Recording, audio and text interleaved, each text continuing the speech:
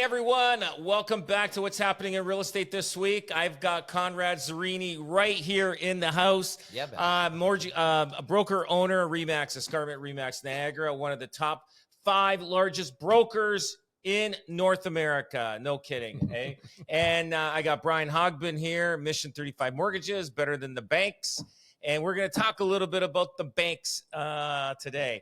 Guys, one thing I want to talk about, and this is a big thing, and this came across from somebody that deals with a lot of people that are struggling with their mortgages.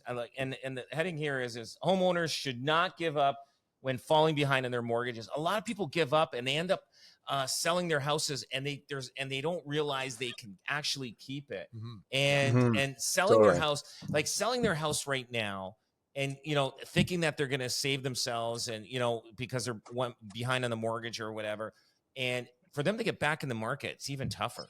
They got to keep the house. Now, one question before we get started. Brian, don't banks, they used to do this maybe years ago. I don't know if they still do this. They give you 1 month's grace every year. Is that true? And they just add that mortgage payment at the end of the mortgage term. Is that true? Not all banks do that, but they do have workout programs, which are very popular right now. So the way the banks do it, first of all, is they will say whatever you prepay in a year, you can miss. So that is an option. Yeah. But now the insurance companies do a really good job of this. Sagen, formerly known as Gemworth, they do the same thing as Canada Mortgage and Housing. They do a phenomenal job of helping out Canadians when they're in trouble, right? So if you bought 5, 10, 15% down, you have what's called an insured mortgage. We've seen instances, like we saw one where, the wife lost her husband, and they actually helped her. They gave her about $30,000 to $40,000 to put an in-law suite into the house in order to help her. This is an exceptional case, of course, but they helped her put an in-law suite in the home to get additional income in order to keep the house. That's an exceptional case. But they will do workout programs in order to say, hey, we'll back end the mortgage payment, we'll recapitalize it, we'll put it on the backside, and all you got to do is ask for it. I think that when you get a mortgage professional or mortgage advisor that's a little green or lazy, they won't go the extra mile to help people with it. But these programs are available. You just have to know who to call and how to get them, because a lot of Canadians have been exercising them, and they have helped a lot of people, to your point, because it is easier to retain the house than it is to attain it. Yes. Now, is it better just for them to go to the bank manager versus going to a junior mortgage guy? Because all these mortgage guys in the banks, you know what? I would say 75, maybe even 80% of them are juniors. They really don't know the system. They don't know people's hardship. They don't know that, you need somebody that's older, that's been with the bank for a long time, that has an understanding and wants to keep the deal. Now, a junior mortgage guy. Now, I come in to the bank and say, hey, listen, I'm struggling. What can you do for me? If there's nothing in it for him, he doesn't really care, does he? Am I correct about that? Well, you're not wrong. You're not wrong. Unfortunately, like a lot of those newer mortgage people, they may not even know about it, right? Because you got to remember, when you're getting into the mortgage business, you're learning how to sell a mortgage, put together a mortgage. You're not worried about the problem and the default later. I think if you got it with a bank, talk to the bank manager, talk to anybody that's in the branch there, but keep going up the chain. If junior mortgage guy or girl doesn't know, go up the ladder. If you got your mortgage with a broker, mortgage agent, talk to them. And they should know. A good mortgage agent will know. If they don't, go to the principal broker. Ask the principal broker of the brokerage, because the principal broker of the brokerage that you originated the mortgage from, they will know. Because you can't become a principal broker, just like in any industry, without knowing how to solve these problems. Yeah, and there's a lot of programs right now, absolutely 100%. We just had Anthony Passarelli from CMHC, and he told us clearly, and I said, look, the numbers of defaults are way lower than they are, because there's a lot of hardship out there. And he says, absolutely, you are correct, Conrad. The banks are working. They're working 6 months, 8 months with people, trying to help them recover. And then, either they figure out they get some runway to put their home for sale. The worst thing you want is not having enough runway to put your home for sale. Okay, because you have some equity, and that's what they're seeing. They're seeing people with some decent equity that run out of payment power, and they're kind of handing over the keys. They're working with them, getting agents involved early in the game so they get some equity. You don't want to have it, and Robbie and I were just talking about it. Back in 2008, 2009, those people that walked away from their homes in the US during that crisis, there's a generation of Americans that will never be able to buy again because of what happened there. The amount of judgments they had against them were quite substantial. Yeah, Just and I from think leaving it's the house. important, and I think it's important to be proactive and don't hide under the covers. A lot of people be like, "Oh, I don't want to talk about this," but I've yet to meet a lender that won't work with a borrower. Even on the private side, banks are way more likely to have workout programs. There's B lenders and private lenders. They're going to be a little bit more aggressive, but not if you're in communication. If you're in communication with that private lender, majority of them are pretty good, and they will say, "Listen, you're in trouble. What's the plan? Let's make a plan together." And if the plan is to sell, they're likely not going to force action if you're planning to make an exit. You just have to be in communication and actually look at what the reality is of the situation. Do you think this is more now than it was maybe 30 years ago and 20 years ago? Do you think like 30 years ago they said, well, it didn't matter, you can't make 3 payments, sorry, we're gonna have to take the house over? Or do you think now that we're becoming more humanized and being sorry, or they just don't want to take over these houses? Banks don't want the houses. They don't want to take it over. No. I'll give you their lessons. Yeah.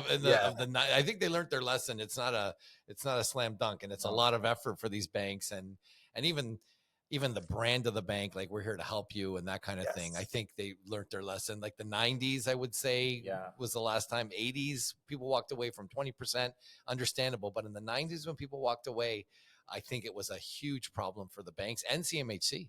Right. Yeah. Well, I'll give you, I think, Conrad, you're spot on. It's a PR nightmare for a bank. A bank is always the bad guy, regardless of if a borrower hasn't paid for 3 months and a bank is kicking someone out of their home, they're the bad guy.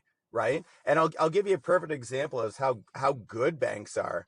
They will typically not start the big five. They will typically not start a power sale proceeding until you're anywhere from 60 to 90 days in arrears. The actual legislation with private lenders, you're allowed to start power sale proceedings within 14 days of non-payment. Wow. So the banks are already saying, hey, you missed a month.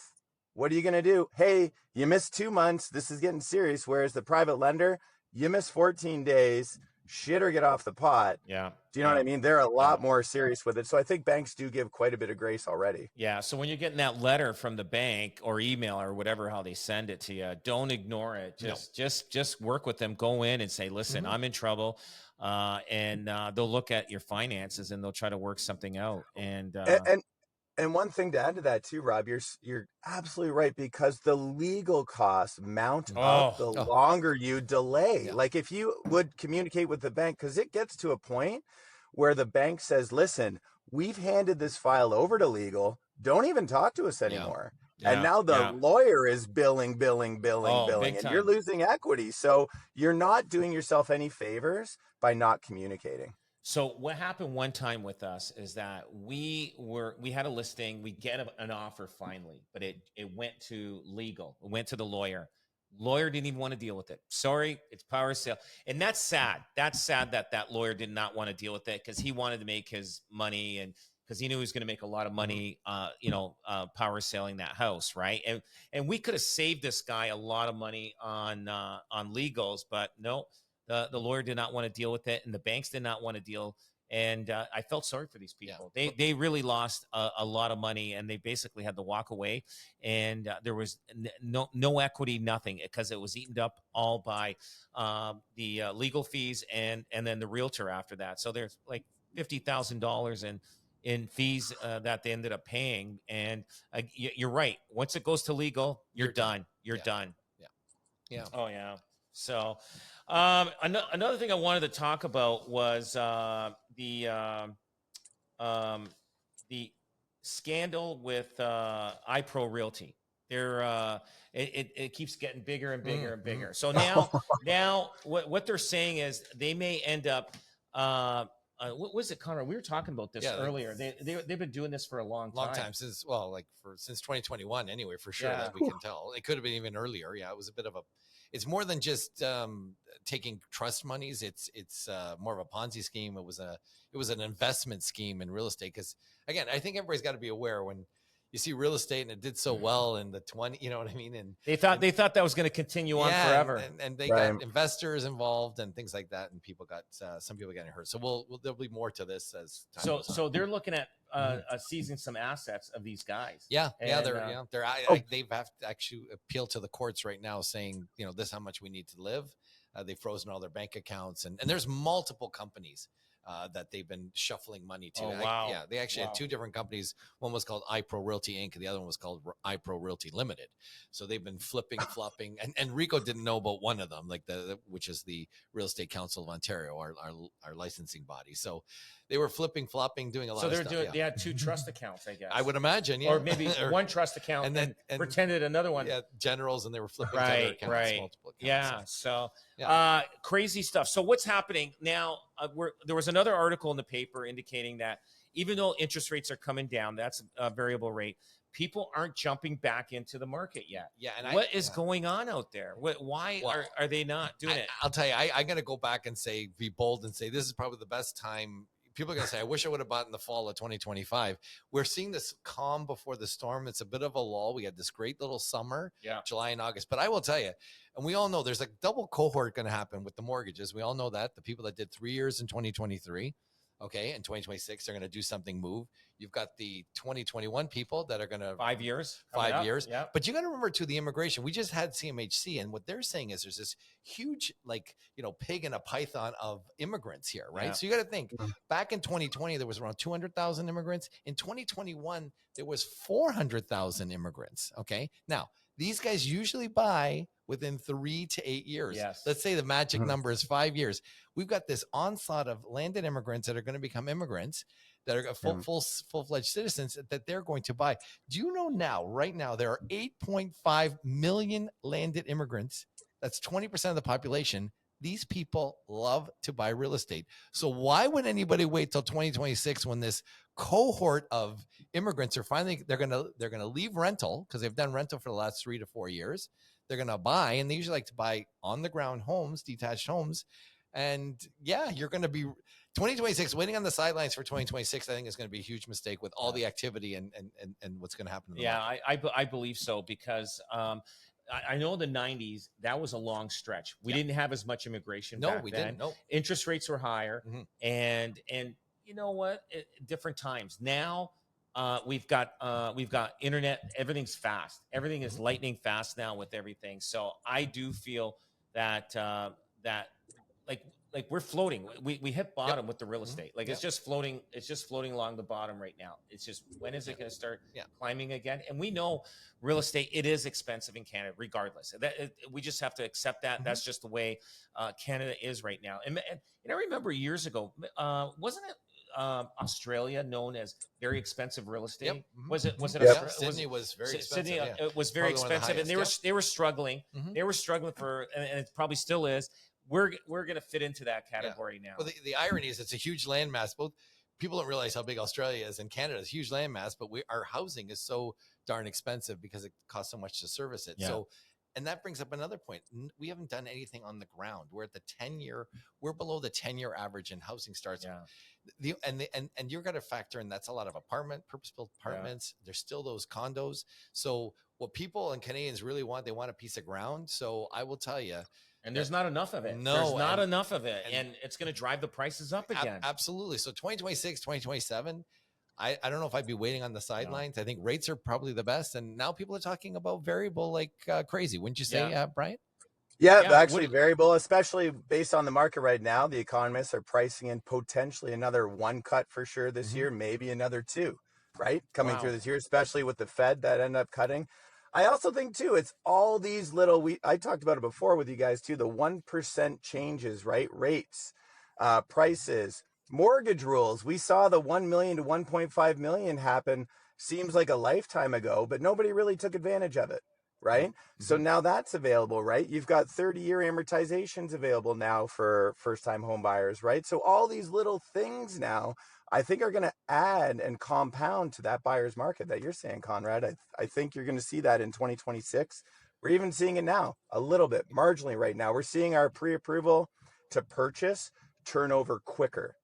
Yep. And you'll see multi-generational. Yeah. And that's something that a lot of immigrants do. So you'll see They're that they're building these homes Yeah, now. and, and that's going to be a big market. And then, because you're right, it's interesting that it went from 1 to 1.5 million. As a matter of fact, homes over 1 million to 1.5 million dropped by 20% in Hamilton. So it didn't do anything then, but I would say it's not, timing isn't everything. It's the only thing. So now you've got this lower rate coupled with that tool, all these tools coming together. You've got this perfect storm for some incredible activity in 2026, without a doubt. And the smart buyers are going to buy in the fall of 2025. Absolutely. Yeah. Hey, you know what else is going to be a great thing is that Doug Ford's getting rid of the speed cameras, and I think that's going to help. That's going to help people afford houses now too. Absolutely, because that's a tax grab. That is a tax grab, guys. I appreciate everything that you guys coming on and chatting about this. Follow us on YouTube or Instagram or even TikTok, and we'll see you next week. What's happening in real estate this week with Conrad and Brian and myself, Rob.